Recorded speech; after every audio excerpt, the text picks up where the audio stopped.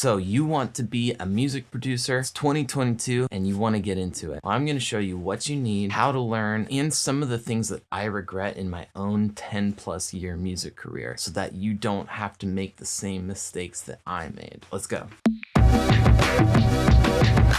Welcome to Oscillator. I make tutorials about music production, mixing, sound design, and more. So if that's something that you're interested in, you may want to consider subscribing to my channel. If not, I'm just glad you're here watching this video, and I truly hope that I can help you learn something here today. Today, I want to tell you what I would do if I were starting off as a music producer in 2022. First, we'll talk about what you'll need, then we'll talk about how to learn the smart way, and finally, we'll finish up with what I regret with my own music career. So stick around to the end so you can avoid my mistakes. So let's start off with what you will need.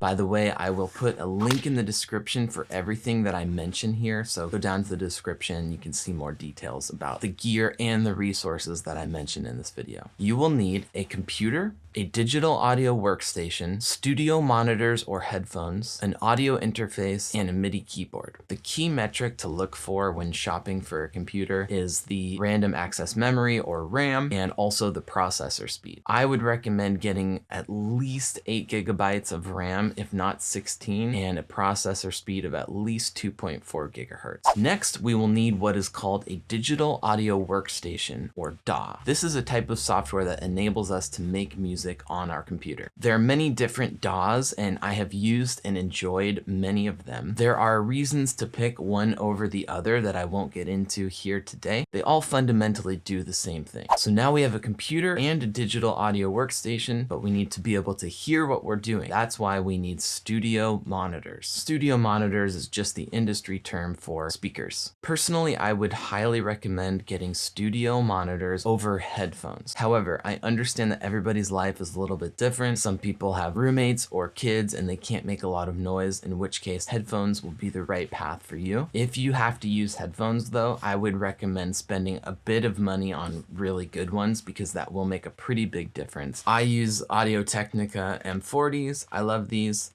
They're really beat up. They're pretty basic, but they've worked really well for me. If you're able to have studio monitors, there's a giant range in price of these as well. I love my Yamaha HS8s. These are about $500 a pair. I think I'm going to keep these for the rest of my life. I'm totally happy with them. But in order to connect your computer to your speakers, we need what is called an audio interface. This is a desktop box or a rack-mounted piece of gear that connects digital inside your computer to the audio out in the world. You plug in the speakers, the computer, and also any microphones or instruments into it, and it converts the audio into digital and digital into audio so that you can interface between the two. Again, there are a ton of options for audio interfaces. I use the Universal Audio Apollo. I love it. If you're just starting off producing music, I would go pretty modest here with the interface. Spend your money on the studio monitors instead of the audio interface. So everything that I've mentioned so far, you literally need to make music. However, I'm also going to recommend you get a MIDI keyboard. This is a digital keyboard that doesn't make any sound on its own, but rather connects to the software on your computer and allows you to play software instruments using a piano style trigger. I love my Novation Launch Key 49, super simple, very inexpensive. So all of that put together clocks us in at around $2,500, including the computer. But if you already have a decent computer and you just want to go the cheapest route possible, you can get the digital audio workstation, the interface, the monitors, keyboard, all for less than $1,000, which is really, really cool because we are very blessed to live in a time when this is available to normal people. Now let's talk about how to learn the smart way. If you're here watching this video, you probably already know how helpful YouTube can be. I love YouTube. I'm here. I will put a link in the description for all of my favorite music YouTubers, so make sure you go subscribe to all of them. YouTube is awesome. It's free. It's helpful. It's fun. The only problem with YouTube is that it can be not very systematic. If you're looking for something a little bit more systematic, there are many courses available online as well. I made a tutorial course called Ableton Live for Beginners, which is exactly for you. Sites like Udemy and Skillshare have a lot of different tutorial courses. My Ableton course is I think $20, so don't go spend $500 on some class. Just don't do that. The other really helpful resource for learning music production is forums. Fora? I think the plural of forum is fora. Anyway, there are lots of great forums. Reddit is your friend. Ableton has its own forum. If you have a question about how to produce, chances are somebody else has had that same question. The most important thing is just to jump in and start producing. I recommend just starting simple. Just try to produce a drum beat. Then add a keyboard part underneath it. And then try to add a bass line.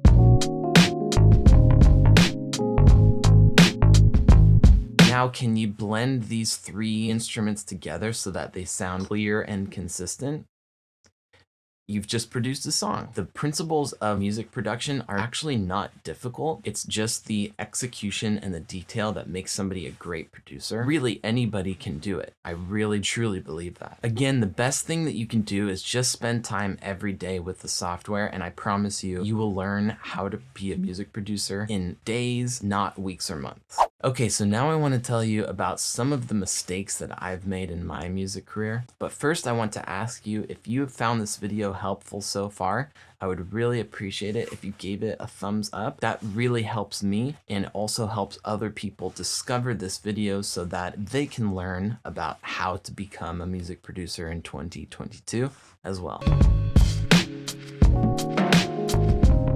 Number one, I wish I had released more music. If I could go back in time, I would tell myself to release more music, way more music. Releasing your music is the only way to improve your skills. It forces you to finish things, which forces you to know what you're doing, because you know other people are going to be listening and critiquing your music. Look, your first song will not be a masterpiece, but neither will your 10th or 100th if you don't start somewhere. It's easier than ever to release music right now, so release your music. Are you listening? Release your music. Regret number two, I wasted a lot of money on third-party plugins. I always tell new producers, don't buy any third-party plugins for at least 6 months when you're starting out. At least. Don't buy the hype that you need this or you need that. You don't. Everything you need is inside the DAW. You will save money, you'll be a better producer, and you will be happier. Trust me, don't do it. Nope. Number three, I listened to the wrong music. I spent way too much time and energy trying to follow along with my contemporary cool peers that were making the style of music that I wanted to make. Obviously, there's a time and place to listen to the music that you're trying to make yourself. However, if you do it too much, you can get a comparison paralysis and feel envious and other nasty things. So don't do that too much. Listen to music that makes you feel inspired and makes you love life and love creativity and makes you want to open up a session. For me, this came with listening to a lot of music from other cultures and other eras. So I highly recommend you listen to other styles of music that you're not trying to make. You may be surprised at how inspiring this can be. Number four, I listened to the wrong people. Now this is a tough one, so it's hard to tell who you should trust when it comes to feedback or criticism of your art. What I recommend is having 1 or 2 musical peers, people that you trust their musical taste and they have your best interests at heart, that you can share your music with and critique each other back and forth. You want to be on a mutual respect level. Other than that, I would not listen to anybody about your music. Not labels, managers, A&R, publishers, agents, nobody. Nobody knows what a hit is. Nobody has their finger on the pulse of the culture. That's all nonsense. Don't listen to anybody. I know that I'm kind of hardcore on this topic, but I truly believe make the music that speaks to you and makes you grateful to God for the gift of life and music.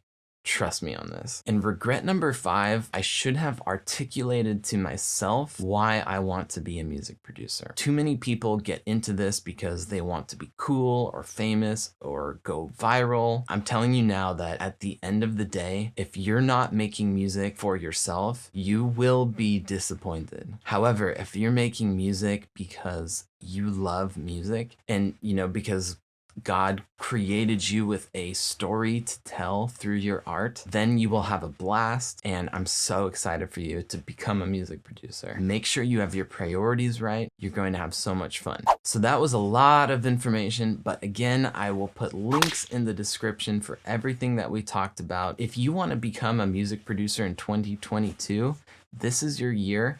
Do it. You have something to contribute, so you need to get out there and put your music out so that we can all benefit from it. I hope you enjoyed this video. Let me know in the comments if you have any other questions about my setup or my music career. And since I ranted so much about not buying third-party plugins, check out this video in which I talk about why I deleted all my third-party plugins. And if you're not yet a subscriber, you can subscribe to my channel here. Thanks so much for watching. See you next time.